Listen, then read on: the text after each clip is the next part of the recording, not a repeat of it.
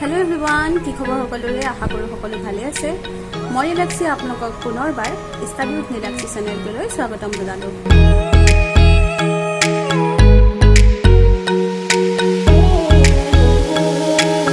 Hello student আজি মই question number 8 ৰ পৰা আলোচনা কৰিম আগৰ क्वेश्चनখিনি আগৰ ভিডিঅ'সমূহত আলোচনা কৰিছিলো যদি কোনোবাই চোৱা নাই তলত লিংক দিয়া থাকিব গৈ চাবগে পাৰিবা 8 number question to swa √3x square minus √2x plus 3√3 equal to 0. A question to ax square plus bx plus c equal to 0. A question to te ase mo agote koisilu je plus minus bur nasaba khali solok bu jaba eta x squared ase eta x ot ase aru eta constant hoy ase eta x or jaga jikuno man thakibo pare hetu eku nai khali square thakibo lagibo aru eta 1 ot thakibo lagibo power aru eta thakibo lagibo okol constant অকল হেতু চাবা বাকি plus minus বোৰ নালাগে যেটোকে minus থাকিলেও আমি ব্ৰ্যাকেটত লিখি দিব পাৰো so a equation two ax square plus bx plus c equal to 0 a equation টুতে আছে so therefore x equal to এটা ফার্স্টতে আমি abc মানটো উলিয়াব লাগিব এখিনতে সাৰতে উলিয়াই লৈছো ইয়াত a ইকুয়াল টু ইয়াতে a মানটো কি হ'ব সোৱা √3 হ'ব যেটোকে x স্কয়ার সহগ কি আছে √3 এটা a মান হ'ব √3 b মান হ'ব -√2 যেহেতুকে x ৰ সহগ কি আছে -√2 আৰু c মান যেটো কনস্ট্যান্ট আছে কনস্ট্যান্টটো হৈছে আমাৰ 3√3 ধ্ৰুৱকটো 3√3 সো x ৰ মান -b plus minus √b square minus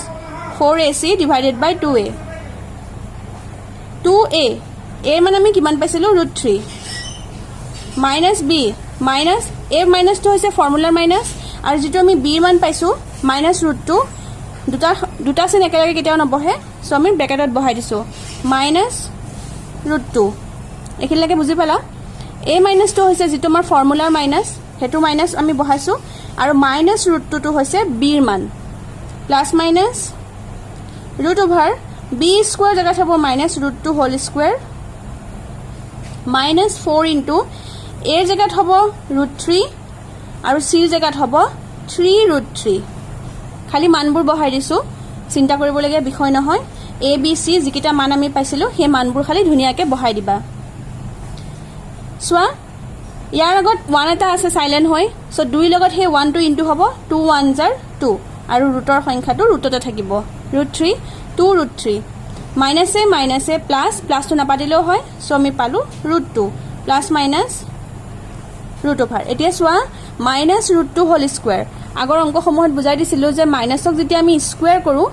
বা কিউব কৰো সদায় চাবা যে পাৱাৰটো কি আছে ঘাতটো কি আছে যদি এই পাৱাৰটো ইভেন নাম্বাৰ বা যুগ্ম সংখ্যা হয় তেতিয়া এই মাইনাসটো প্লাস হৈ যায় আৰু অড নাম্বাৰ বা অযুগ্ম সংখ্যা হলে এই মাইনাসটো মাইনাসতে হৈ থাকে যেহেতুকে এবাৰ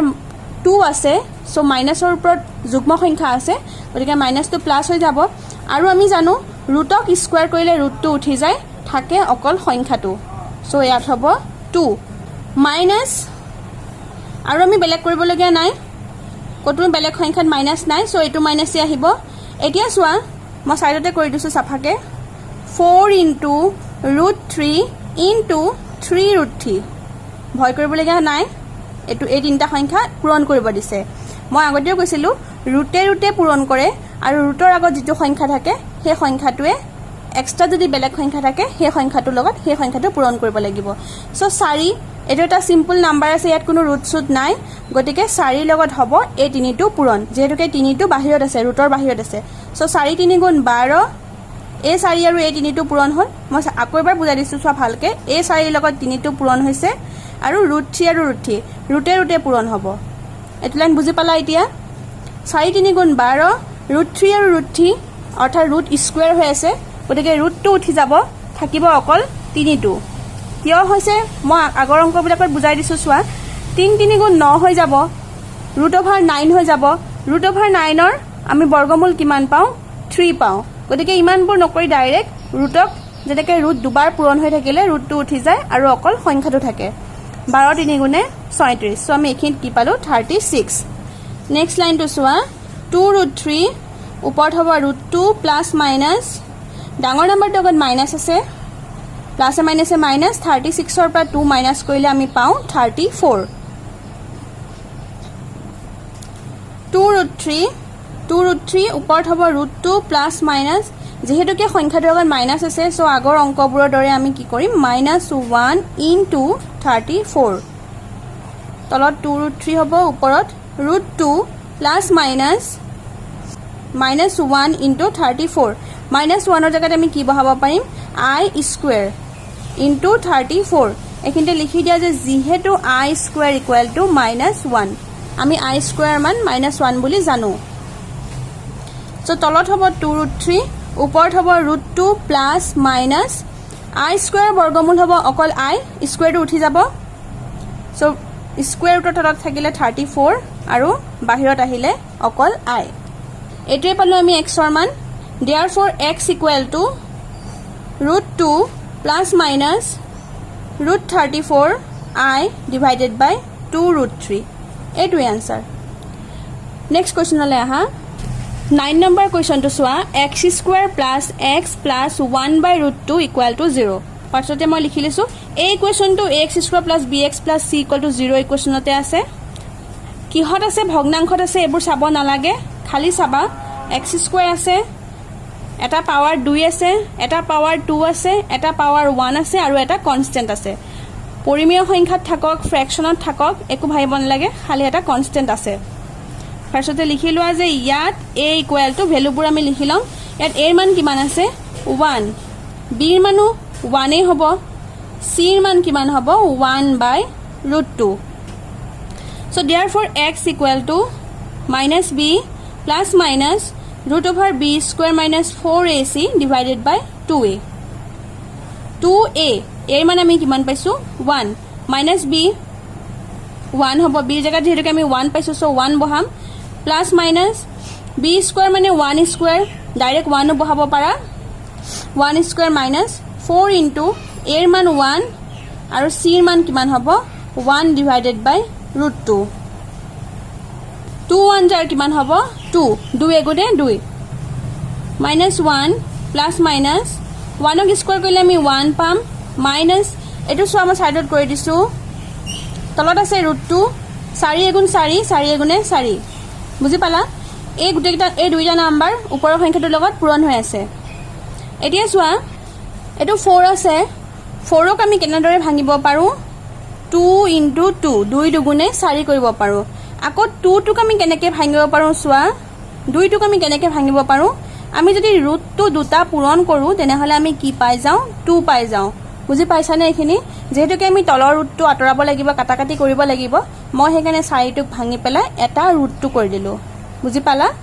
কেনেকৈ কৰিলো আকৌ এবাৰ বুজাই দিছো চোৱা আমি পালো 4 এগুণ 4 4 এগুণে 4 তলত পালো √2 এই 4 আৰু 1 টোৱে গুটে ওপৰৰ সংখ্যাটোৰ লগত পূৰণ হৈ আছে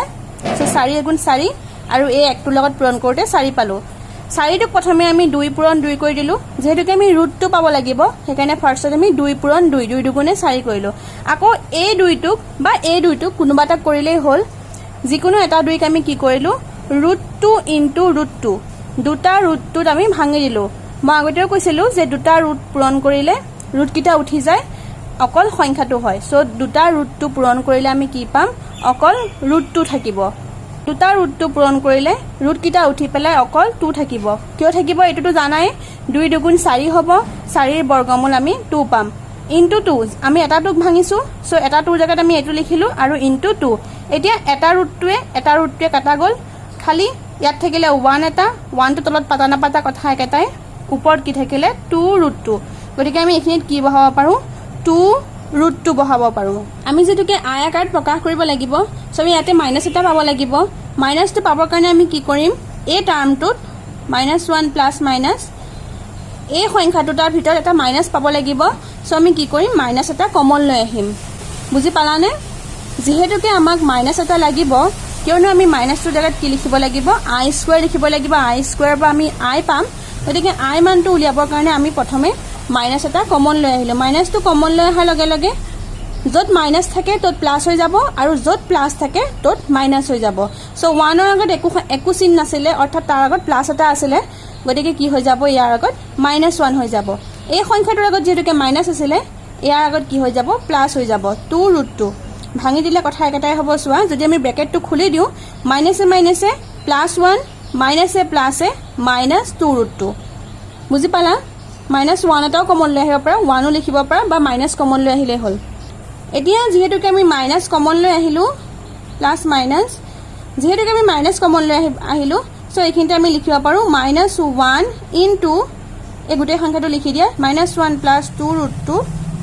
এটো এতিয়া -1 এর জায়গাত আমি লিখিম উপৰত হ'ব -1 প্লাস মাইনাছ এতিয়া -1 এর জায়গাত আমি লিখিম i স্কয়ার যত মাইনাছ নাথাকে তো তোমালোকে এনেকে কৰি লবা মাইনাছ এটা কমন লৈ আহিবা এতিয়া সোৱা যেহেতুকে মাইনাছ চিহ্নটো আগতে হৈ আছে মই প্লাস চিহ্নৰ সংখ্যাটো প্ৰথমে লিখি লৈছো আৰু মাইনাছ চিহ্নৰ সংখ্যাটো পিছত লিখিছো প্লাস 2√2 টো আগত লিখিছো -1 টো পিছত লিখিছো কথা একেটাই তলত হ'ব 2 এখিনতে লিখি দিয়া যে যেহেতু i স্কয়ার ইকুয়াল টু -1 তলত 2 -1 প্লাস মাইনাছ i স্কয়াৰৰ পৰা বৰ্গমূলটো উঠি যাব যেহেতুকে স্কয়াৰ হৈ আছে থাকিল এই সংখ্যাটোৰ ভিতৰত কাৰণ আমি এই সংখ্যাটোৰ বৰ্গমূল উলিয়াব নোৱাৰো সো বৰ্গমূলৰ ভিতৰত থাকিলে 2√2 -1 ইয়াত থাকিলে i সো ভিতৰত থাকিলে 2√2 -1 আৰু বাহিৰলৈ গুচি গল i2 যেহেতুকে i ওপৰত স্কয়াৰ হৈ আছে i2 বৰ্গমূল উঠি গল সো এটো আমি x ৰ মান পালো therefore x equal to -1 plus minus root over 2√2 -1 I divided by 2 এইটো आंसर नेक्स्ट क्वेश्चन ले हा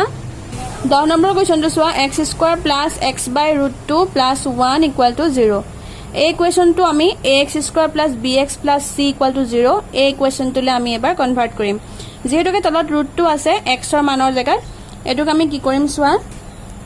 গুটেইটা লসাগু উলিয়াই দিম তলত হ'ব root 2 এই দুটা সংখ্যাৰ তলতে 1 আৰু 1 আছে সো গুটেইটাৰ লসাগু হ'ব √2 এলসিএম 1 এ √2 ক ডিভাইড কৰিলে √2 হ'ব √2 লগত x স্কয়াৰ পূৰণ কৰিলে হ'ব √2x স্কয়াৰ প্লাস এটোৱে এটোক ডিভাইড কৰিলে 1 হ'ব 1 ৰ লগত x ইনটু কৰিলে হ'ব x প্লাস ইয়াৰ তলতো 1 এটা আছে 1 এ √2 ক ডিভাইড কৰিলে √2 হ'ব √2 লগত 1 ইনটু কৰিলে হ'ব √2 ইকুৱেল টু 0 এতিয়া সোৱা এই √2ক আমি ক্যান্সেল কৰিব লাগিব যেটোকে ইকুৱেশনটো আমি এনেকুৱা বনাব লাগিব সো এই √2ক আমি এফালে লৈ যাম বৰ্জপূৰণ কৰিলে এফালে গুছি গলে হ'ব 0 যেহেতুকে √2 লগত 0 টো পূৰণ হ'ব আৰু ইয়াৰ তলত 1 এটা আছে সেই 1 টোৰ লগত এই গোটেই টাৰ্মটো পূৰণ কৰিলে একেটাই হ'ব so √2x square plus x plus √2 equal to এটো এফালে গুছি গলে 0 লগত ইনটু হৈ প্লাই হ'ব 0 সো আমি এতিয়া ইকুৱেশনটো এটো পালো x স্কয়াৰ সহগ এটো x ৰ সহগ 1 আৰু কনস্ট্যান্ট যেটো ধ্ৰুবক হৈছে এটো সো ইয়াত a ইকুৱেল টু হ'ব √2 b ইকুৱেল টু হ'ব 1 আৰু c ইকুৱেল টু হ'ব √2 abc মান কিটা আমি উলিয়াই ললো so therefore x equal to -b plus minus √b square minus 4ac divided by 2a মানবোৰ বহুৱাই দিয়া মাইনাসৰ জায়গাত মাইনাস হ'ব b ৰ জায়গাত হ'ব 1 প্লাস মাইনাস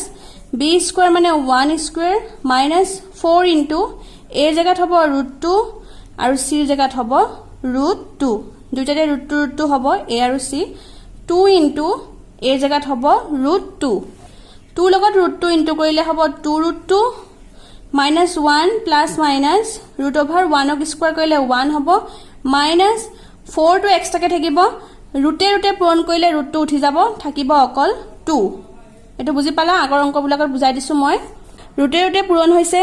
√2 উঠি গল থাকিলে অকল 2 কাৰণ 2 দুগুণ 4 যদি আমি √ওভাৰ চিনটো দিও দুইটা পূৰণ হ'ব 2 দুগুণ 4 আৰু 4 ৰ বৰ্গমূল হ'ব 2 তলত হ'ব 2√2 -1 plus minus 1 minus 4 2s are 8 তলত 2√2 -1 প্লাস মাইনাস বৰ্গমূল চিন দিয়া ডাঙৰ সংখ্যাটোৰ আগত মাইনাস আছে প্লাসে মাইনাসে মাইনাস ডাঙৰ সংখ্যাটোৰ পৰা সৰুটো বিয়োগ কৰা 8 ৰ পৰা 1 মাইনাস কৰিলে আমি পাম 7 আকৌ আগৰ অংকবোৰৰ দৰে ওপৰত যেহেতুকে মাইনাস পাইছো আমি -7 পাইছো সো আমি কি কৰিম -1 into 7 কৰি দিম তলত হ'ব 2√2 -1 প্লাস মাইনাস বৰ্গমূল চিন দিয়া -1 ৰ জায়গাত আমি কি লিখিব পাৰো i স্কয়াৰ into 7 এখিনতে লিখি দিয়া যে যেহেতু i স্কয়াৰ ইকুৱেল টু -1 তলত পালো 2√2 ওপৰত পালো -1 প্লাস মাইনাস ৰুট অভাৰ 7 হ'ব যেটোকে 7ৰ আমি একো বৰ্গমূল নাপাও আৰু I স্কয়াৰৰ বৰ্গমূল হ'ব I এটোৱে answer so therefore x equal to 2√2 ওপৰত হ'ব -1 প্লাস মাইনাস √7i এটোৱে ভিডিওটো শেষলৈকে চোৱাৰ বাবে বহুত ধন্যবাদ ভিডিওটোৰ পৰা যদি উপকৃত হ'ম বুলি ভাবে তেনেহলে please like comment share and subscribe কৰিব নাপাহৰিব থ্যাংক ইউ